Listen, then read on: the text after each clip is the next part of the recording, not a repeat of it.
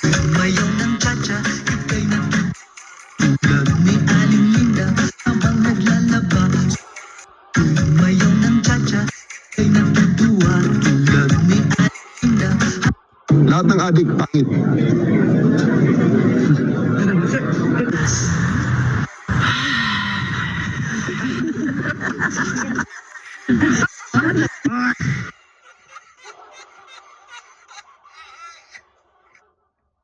Yo, what's up, happy people? Isang mapagpalang araw, gabi, tanghali po sa ating lahat. For today's video, mga guys, ay nako po. Ito namang host ng Itbulaga na walang iba, si Vicente Soto. Palakpakan. Dahil yung kanilang plan E, balpak po, hindi po gumana. Bakit? Dahil po binasura muli ng Korte Suprema o Supreme Court ang kanilang reklamo laban sa ating Vice Presidente na walang iba si Sara Duterte na impeachment. Nakailan na po yan? Siguro 4 o 5 na po yung kaso na impeachment. Ngunit talagang naninindigan po ang Korte Suprema na ito po ay unconstitutional o labag sa batas. Ito namang attorney, Vicente Soto, na nagtapos sa School Bukol, Itbulaga, gusto pa talagang gagawing charter change na naman daw. Dahil sa tingin niya ay labag din daw yung nilabas ng Korte Suprema.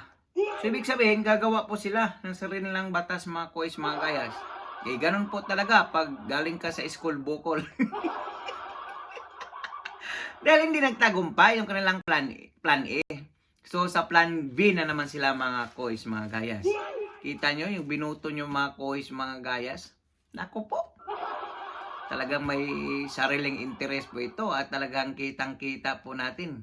Maliwanag pa sa sikat ng araw na isang tuta, hudog din po ito ng mga bangag na leaders, Dahil gagawan po talaga siya ng paraan. Sa tingin ba nila, mayroon pang susuporta sa kanila sa paghain ng tsa-tsa na yan o charter change? At sino ba?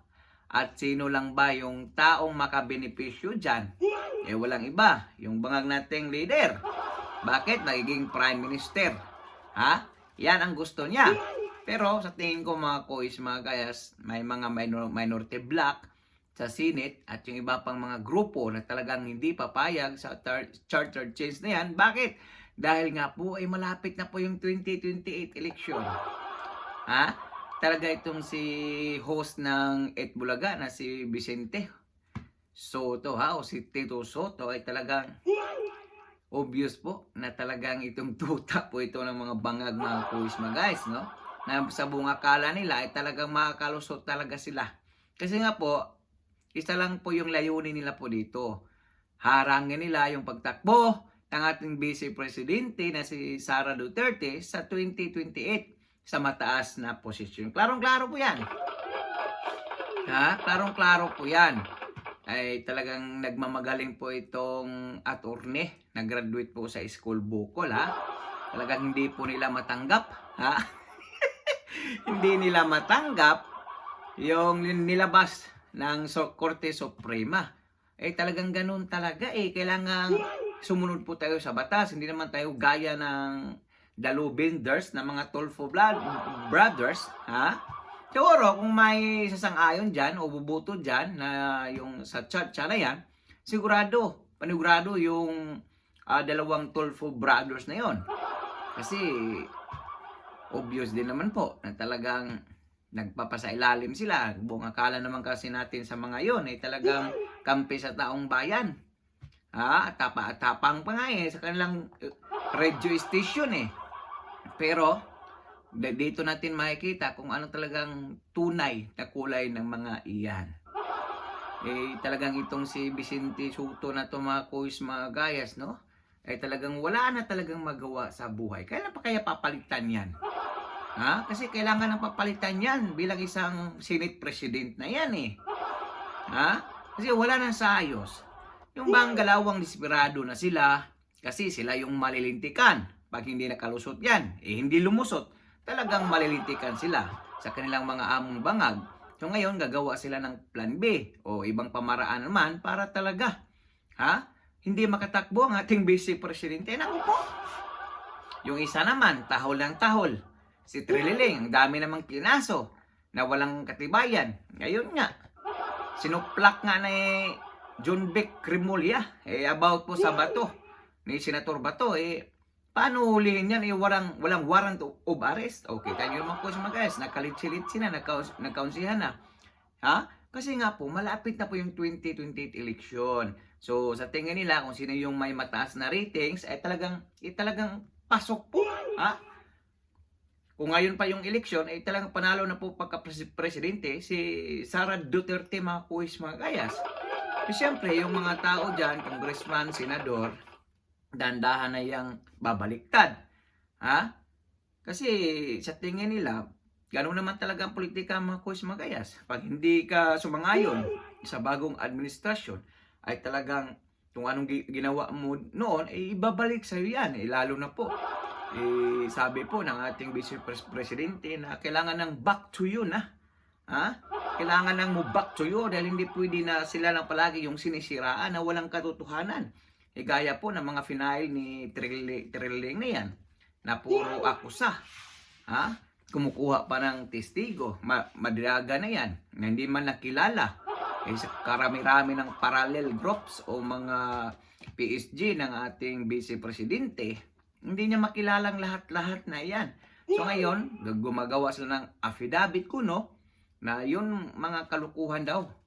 Sila lang po yung naniniwala noon. Kasi kahit sino namang mga Filipino yung tatanungin, wala na talaga silang tiwala dyan kay Trillanes.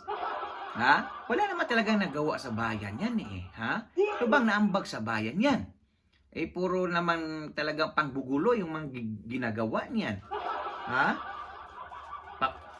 Kasi nga ex-con nga mga kuis, mga gayas Mulat sa pulpa, walang matino. O kagay ng asong ulol, kahol ng kahol, di ba? Ayaw naman mga gak. O isang ito naman ay talagang ang kala po natin ay talagang susunod po ito sa batas ng Pilipinas. Pero isa rin pala itong low benders, mga kuis, mga gayas. So talagang hindi nagustuhan niya. So sa plan B naman sila, mga kuis, mga gayas. So kitang-kita, mga kuis, mga gayas, yung sarili nilang interest. Kasi nga malaking pira dyan Kasi pag hindi talaga nila ma-impeach o makasuhan si Sara Duterte, sila po malilintikan yung amo nila. Bakit? Malaking gasto sa kanila Malaking gasto yan sa kanila. Talagang umahanap siya ng paraan. Di ba dati, ayaw na ayaw ni Bulaga host, Vicente Soto, yung chacha na yan, itutol yan. O bakit ngayon, nag-iba yata ang ihip ng hangin? Talagang halatado, obvious, mga kuis, mga gayas. No? Talagang, iwan ko lang kung mananalo pa ito sa sunod na eleksyon, mga kuis, mga gayas. Mukhang wala, palubog na rin. Ito talagang mga matatanda na, no? Imbis na paabante yung kanilang pag-isip, talagang paurong talaga, mga kuis, mga gayas. Bakit kaya sila ganyan, mga kuis, mga gayas? Hindi ba sila natakot sa Diyos, mga kuis, mga gayas? Ganun ba sila talagang ganid? O salot sa ating lipunan? Na talagang kahit ayaw na ng taong bayan sa mga Marcoses, gusto pa na talaga lang magiging Prime Minister. Bakit? Kasi yan po yung resulta pag naipasa po yung chacha na yan.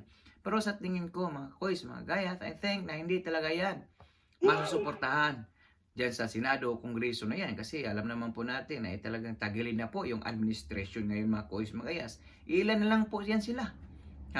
Ilan lang po yan sila na mga linta dyan sa administration.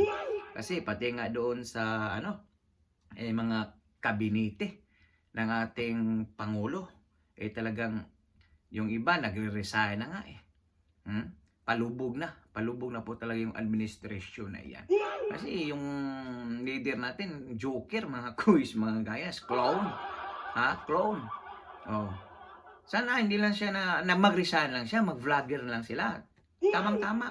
Patok yan, trending yan pag magsama silang palagi ni Ate Claire, ha? Napaka-trending po yan. Oh, isama ni rin tong host ng Itbulaga. Ha? Kasi sino, wala nang maniwala nito sa kanilang mga quiz. Galit na ngayong taong bayan. Ayaw na talaga ng gusto ng kaguluhan.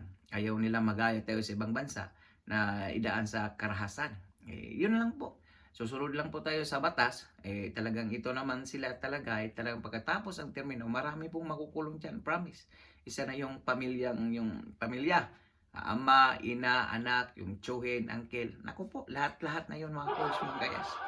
Komento po na yung mga opinion o reaction sa comment section ng ating video. So for now, I'm gone. God bless you, peace. Bye-bye. Hearts beat to the city streets. We began to feel